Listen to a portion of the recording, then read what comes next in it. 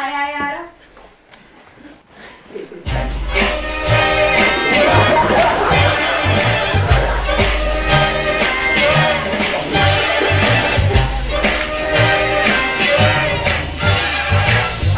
Just a baby in this business of love.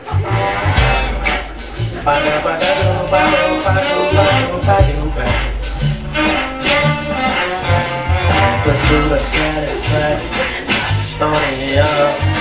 I never look back at the things I've done. I show my knack for pleasure and to and all, but nothing can save me from your own home.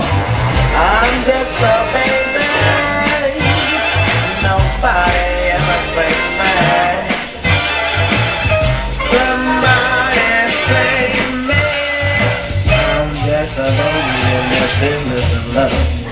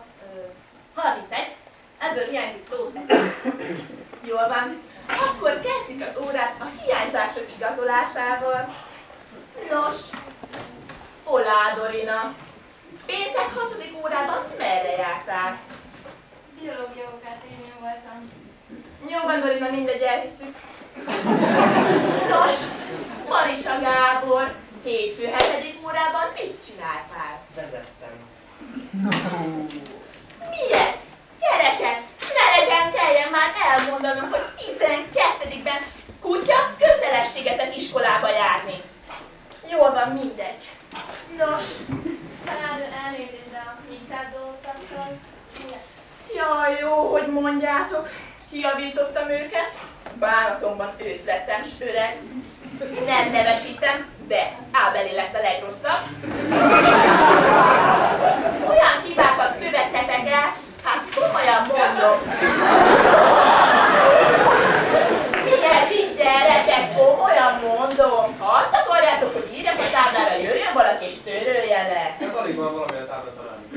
Csillagom, igaz, hogy nem látok jól, de szemüveggel egész jól megy. Jöjjön valaki és törölje le, kérem szépen. Én megtalálni. Nos, hát igen a dolgozat, hát föltelmesre sikerült. Nos, nézzük is, még mit írtatok. Gája. Nem is mondom, hogy pontos jével, de mindegy. Na, de látom, mindenki Ádámot figyeli, arra is állok, hadd gyönyörködjetek benne. Kötényben, mint egy pörög Isten. Jó van, Ádám, köszönöm, elég lesz. Persze, Ádám, nyugodtan menj a helyedre. Nos, akkor felírnám Mixát. Gyerőkök, ez még mindig problémát okoz.